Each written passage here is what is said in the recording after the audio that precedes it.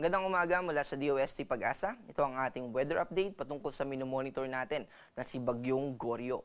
Ayon dito sa ating latest satellite image, sa kasalukuyan ay nasa 1,170 kilometers itong si Bagyong Goryo east ng extreme northern Luzon. Ito ay may international name na Podul na galing sa South Korea na ang ibig sabihin ay willow tree o isang uri ng puno.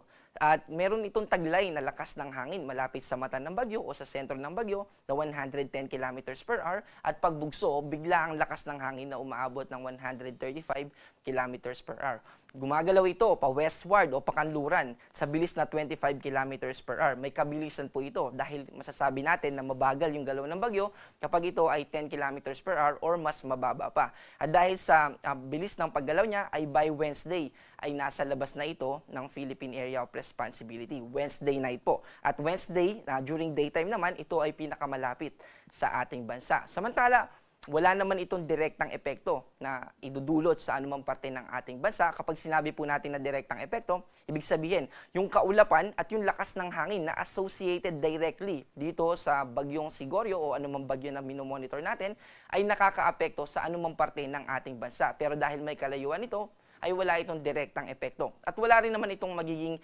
direktang epekto. Indirect effect. Ibig sabihin naman ng indirect effect ay kung posible ba na palakasin niya yung hanging habagat dahil may mga tendency din po na kapag dyan nakapwesto yung mga bagyo ay hihilahin niya yung moisture dito sa ating kalupaan at mas lumalakas ngayon yung mga pag-ulan lalo na sa western part ng ating bansa. Pero dahil may kahinaan at mas konti yung moisture na associated sa habagat sa kasalukuyan ay walang magiging enhancement na gagawin o walang gagawing pagpapalakas itong si Bagyong Goryo sa ating hanging habagat. At muli po, tulad dito sa binabanggit natin kanina na hanging habagat, ito ay nakakaapekto pa rin sa western part ng Luzon. Kasama yung Palawan, Occidental Mindoro, Ilocos Region, Zambales, Bataan, kasama yung Metro Manila. Pero dahil mahina yung epekto ng southwest monsoon, ay nagiging partly cloudy. To cloudy skies, ibig sabihin maaliwalas pa rin yung ating kalangitan at nananatiling mababa yung tsansa ng mga pag-ulan kahit naaapektuhan tayo ng habagat. At kung isa-summarize natin, throughout the Philippines, sa buong bansa natin ay partly cloudy to cloudy skies. Ibig sabihin ay maaliwalas yung ating magiging panahon at mababa yung tsansa ng pag-ulan.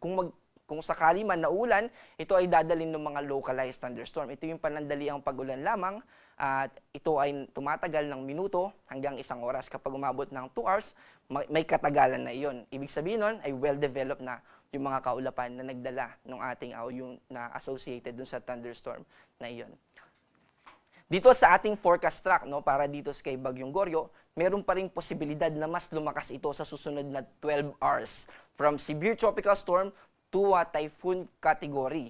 At nakikita natin na kapag hindi rin nag-develop ito sa isang typhoon ay mananatili siyang severe tropical storm hanggang sa maglandfall ito papunta sa Taiwan. And by Wednesday night, Wednesday ng 8 p.m. ay nasa labas na ito ng Philippine Area of Responsibility. Also, gusto rin natin i-emphasize itong cone of probability. Halimbawa, ito po yung linya sa gitna nitong shaded part. Ito yung gitna na ito yung ibig sabihin, dun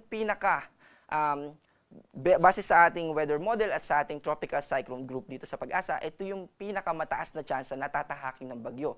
Pero itong upper bound and lower bound ay ito yung cone of probability na ibig sabihin, posible pa rin na mag-move dyan yung ating bagyo.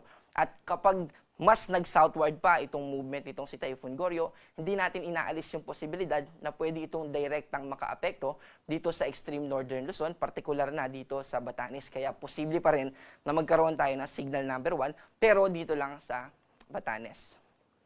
Para sa ating forecast bukas, dito sa Luzon, throughout Luzon ay mananatili pa rin yung ganitong weather na nararanasan natin sa kasalukuyan. Fair weather, ibig sabihin, mababa yung tsansa ng mga pag-ulan. At agwat ng temperatura natin dito sa Metro Manila ay may kataasan 25 to 32, dito naman sa Baguio ay 17 to 25 at sa Legazpi ay 25 to 32. Dito naman sa Palawan, ganun din dito sa Visayas at Mindanao, mananatili din na maaliwalas ang ating kalangitan. Bukas, mababa pa rin yung tsansa ng mga pag-ulan.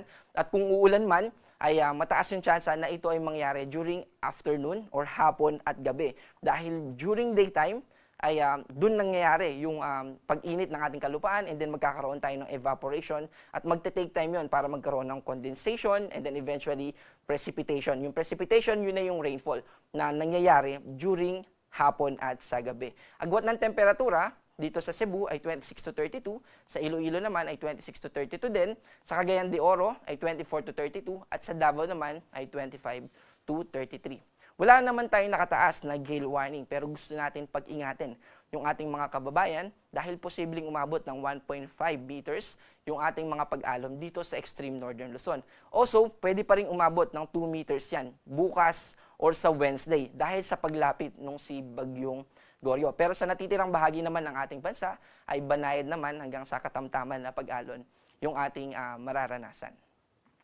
Para sa ating 4-day weather outlook or yung inaasahan natin na panahon sa mga susunod na araw hanggang sa Friday. Bukas ay asahan natin na magiging fair pa rin o magiging maaliwalas pa rin ang ating kalangitan at mananatiling mababa yung tsansa ng mga pag-ulan. Pero by Wednesday, sa paglapit nitong si Bagyong Goryo, ay hindi natin inaalis yung posibilidad na magkaroon tayo ng mga pag-ulan dito sa extreme northern Luzon. Also, by Wednesday din, ay mas lalakas yung impluensya o yung epekto nitong habagat. Kaya magiging cloudy. Ibig sabihin, mas tataas yung tsansa ng mga pag-ulan dito sa buong Visayas, ganoon din dito sa Palawan, at ganoon din dito sa western part ng Mindanao. Particular na dito sa Zamboanga Peninsula, kasama dyan yung Basilan, Sulu at yung Tawi-Tawi. And by Thursday to Friday, ay posible pa rin na makaranas tayo ng mga pag-ulan dito sa extreme northern Luzon, associated pa rin kay typhoon o kay Bagyong Goryo. Pero dito, yung habagat naman, no, ay pwede nang umabot at makaapekto dito sa Calabarzon, Mimaropa, ganoon din dito sa Bicol region. At ganoon din naman sa buong Visayas at sa western part ng Mindanao. Zamboanga Peninsula, Basilan, Sulu at Tawi-Tawi. Kaya pinag-iingat natin at pinaghahanda rin natin yung ating mga kababayan dun sa mga nabanggit natin na lugar. At ang ating susunod na bulletin patungkol kay Bagyong Goryo ay ilalabas natin mamayang alas 5 ng hapon. Ako po si John Manalo, ang panahon ay nagbabago kaya maging handa at alerto.